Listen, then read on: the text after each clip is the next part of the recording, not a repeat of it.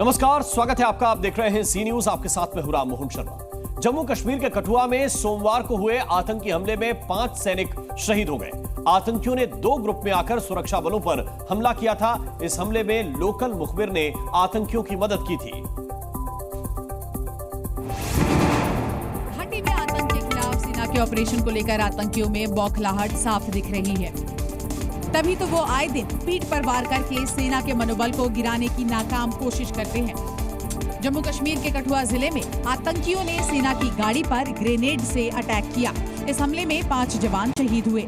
इस हमले के बाद से सुरक्षा बलों का सर्च ऑपरेशन जारी है। सेना के जवान ड्रोन के जरिए कायर आतंकियों की तलाश कर रहे हैं। सूत्रों के मुताबिक हमले में आतंकियों ने चीनी बुलेट्स का इस्तेमाल किया है।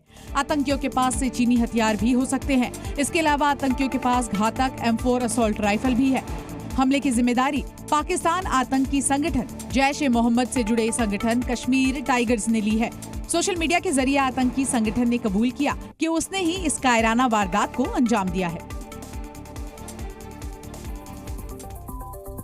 और कठुआ में आतंकी हमले को लेकर सियासी वार पलटवार शुरू हो गया है। रक्षा विशेषज्ञ भी आतंकियों के पीछे छिपी ताकतों को सबक सिखाने की मांग कर रहे हैं। शिवसेना यूबीटी के सांसद संजय राउत ने कठुआ हमले को लेकर सीधा केंद्र सरकार पर सवाल उठाए हैं। संजय राउत ने दावा किया कि ये केंद्र सरकार की नाकामी है। आए दिन लोगों की हत्या होती है, जवानों का बलिदान होता है, फिर आप उनको मेडल्स, शौर्य चक्र, कीर्ति चक्र देते हैं। ये आपकी नाकामी है कि हमारे जवान शहीद हो रहे हैं।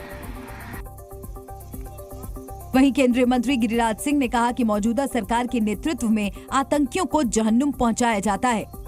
चूहे जैसे बिल में घुसते हैं, आतंकवादी अब बिल में घुसते हैं, निकलते हैं तो वो फिर जहन्नुम में चले जाते हैं। हालांकि रक्षा से जुड़े विशेषज्ञों का मानना है कि जम्मू कश्मीर में आतंकवादियों का लगभग सफाया हो चुका है और इनकी कमर टूट चुकी है। रूस और ऑस्ट्रिया के दौरे पर गए प्रधानमंत्री मोदी आज कई सारे कार्यक्रम में शामिल होंगे। साथ ही आज ही वो ऑस्ट्रिया के लिए भी रवाना हो जाएंगे। जिन हथियारों की डील भारत और रूस में हो सकती है, वो ऐसे हथियार हैं जो चीन और पाकिस्तान की बेचैनी को बढ़ा सकते हैं। इनमें सबसे पहले S-400 है। S-400 सतह से हवा में मार करने वाला मिसाइल सिस्टम है।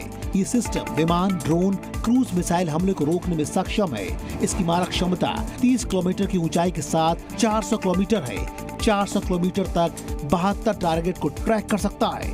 भारत और रूस के बीच 5th जनरेशन फाइटर जेट्स पर डील भी डन हो सकती है। सुखोई Su-57 रूस का पहला स्टील्थ एयरक्राफ्ट है। रूस के इस लड़ाकू विमान की स्पीड 2135 किलोमीटर प्रति घंटा है। ये फाइटर जेट 66,000 फीट की ऊंचाई तक जा सकता है। इसकी रेंज 3500 किलोमीटर है। इसमें 30 mm की ऑटो कैनन गन लगी है, जिससे हर मिनट 1500 से 1800 गोलियां दागी जा सकती हैं। रूस के पास एक ऐसी शक्ति भी है जो दुश्मन के टैंक का काल कही जा रही है। ये शक्ति असल में मैंगो शेल्स हैं। मॉस्को में भारतीयों से संवाद के दौरान प्रधानमंत्री मोदी ने बड़ी बात कही। मोदी ने कहा कि तीसरे टर्म में 3 गुना ताकत के साथ काम करूंगा। प्रधानमंत्री नरेंद्र मोदी ने रूस दौरे के दूसरे दिन मॉस्को में भारतवंशियों को संबोधित किया।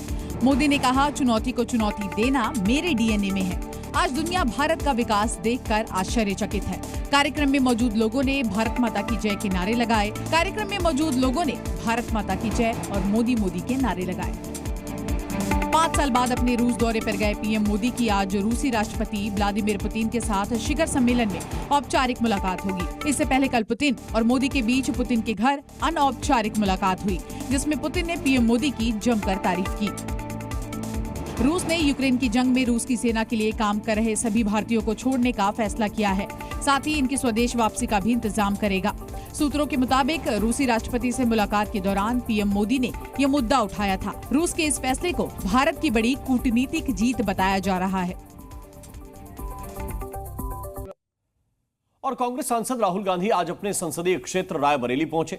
राहुल ने पार्टी कार्यकर्ताओं से मुलाकात की। लोकसभा चुनाव चुनाव जीतने के बाद सांसद और नेता प्रतिपक्ष राहुल गांधी आज दूसरी बार रायबरेली पहुंचे। रायबरेली पहुंचने पर राहुल ने चुरवा हनुमान मंदिर में पूजा की। गेस्ट हाउस में राहुल ने पार्टी के कार्यकर्ताओं से मुलाकात की। राहुल गांधी के रायबरेली दौरे को लेकर पोस्टर वॉर शुरू हो गया है। कांग्रेस को पोस्टर में जहां जननायक बताया गया है, वहीं रायबरेली में एक और पोस्टर लगाया गया है। इस पोस्टर में राहुल गांधी से सवाल पूछा गया। पोस्टर में लिखा हुआ है कि हिंदू हिंसक नहीं होता है। बीजेपी नेता दिनेश प्रताप सिंह ने राहुल गांधी पर बड़ा हमला बोला है। कांग्रेस को वोट देने वाले हिंदू मतदाताओं ने पोस्टर्स लगाए हैं क्योंकि उन्होंने ये लिखा है कि राहुल गांधी जवाब दें, क्या रायबरेली का हिंदू मतदाता जिसने आपको वोट दिया है वो हिंसक है? राहुल गांधी रायबरेली में अधिकारियों के साथ विकास कार्यों पर बैठक करेंगे। साथ ही वकील, डॉक्टर संघ और व्यापार मंडल से मुलाकात करेंगे। दिल्ली पुलिस ने अवैध तरीके से ऑर्गन ट्रांसप्लांट करने वाले एक बड़े गिरोह का पर्दाफाश किया है। क्राइम ब्रांच की कार्रवाई में हैरान कर देने वाला खुलासा हुआ है। दिल्ली पुलिस ने किडनी रैकेट का भांडाफोड़ करते हुए गिरोह से जुड़े 7 लोगों को गिरफ्तार किया है। गिरफ्तार किए गए लोगों में 50 साल की एक नामी डॉक्टर भी शामिल है। जानकारी के मुताबिक ये लोग किडनी समेत शरीर के दूसरे अहम अंगों का अवैध रूप से ट्रांसप्लांट करने वाले गिरोह से जुड़े हैं। इस गिरोह के तार बांग्लादेश से भी जुड़े हैं, जिसमें डोनर और रिसीवर दोनों ही बांग्लादेश के होते थे। बताया गया कि ये गिरोह 2019 से सक्रिय था। हर ट्रांसप्लांट के लिए 20 से 30 लाख तक वसूले जाते थे। क्राइम ब्रांच ने एक अंतर्राष्ट्रीय ऑर्गन ट्रांसप्लांट रैकेट को भी बस्ट किया है, जिसमें 7 लोग गिरफ्तार हुए हैं। इसमें मास्टरमाइंड बांग्लादेशी नेशनल्स थे, जो कि जिसमें कि पेशेंट भी बांग्लादेशी होता था और डोनर भी बांग्लादेशी होता था। तो इसमें एक रसेल नाम का जो इनका मास्टरमाइंड था, जो बांग्लादेश से पेशेंट लाता था और डोनर अरेंज करता था, उसको गिरफ्तार किया गया। आरोप है कि महिला डॉक्टर के प्राइवेट असिस्टेंट के अकाउंट में अवैध धंधे का पैसा आता था और महिला डॉक्टर उसे कैश में निकलवा लिया करती थी। ये पूरा रैकेट बांग्लादेश से संचालित हो रहा था। मुहर्रम पर पश्चिम बंगाल की मुख्यमंत्री ममता बनर्जी ने बड़ा फैसला लिया है। ममता बनर्जी ने पुलिस अधिकारियों को आदेश दिया कि मुहर्रम के जुलूस के दौरान अलग कॉरिडोर बनाएं और आम लोगों को किसी भी तरह की परेशानी ना हो। मुहर्रमे যেন কোনো দুর্ঘটনা না ঘটে নজর রাখবেন। আমি কি ইতিমধ্যেই পুলিশকে অনেকবার বলেছি যে গাছের ব্যারিকেড করে দেবেন, যাতে ব্যারিকেডের মধ্যে দিয়ে ওরা যেতে পারে, ওদের কোনো অবস্ট্রাকশন না হয়, মানুষের কোনো অবস্ট্রাকশন না হয়। ममता बनर्जी के इस आदेश पर बीजेपी ने उन्हें आड़े हाथों लिया है। बीजेपी ने आरोप लगाया है कि दुर्गा विसर्जन को रोकने वाली बंगाल के मुख्यमंत्री मुहर्रम पर ताजियों पर ममता दिखा रही हैं। जो मुहर्रम को लेके जो अभी उन्होंने सब लोगों को आश्वस्त किया है, सब लोगों को अलर्ट किया है कि मुहर्रम को जो जुलूस होगा उसको अच्छे से करना पड़ेगा, कोई भी उसको डिस्टर्ब ना करे।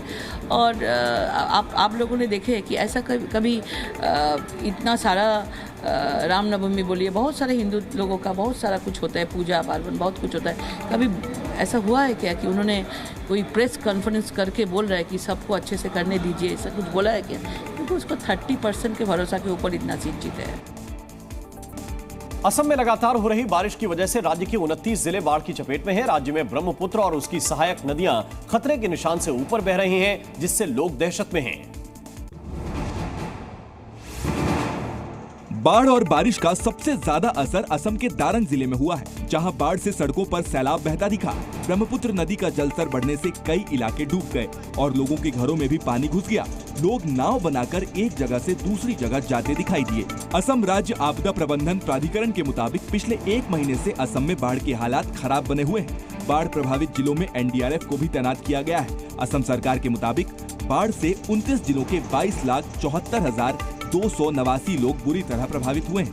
अकेले धुबरी में ही 7,54,000 से ज्यादा लोग प्रभावित हैं।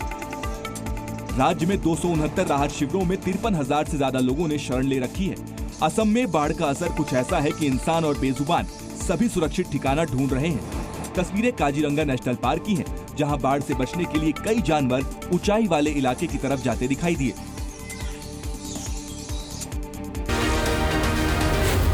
Zee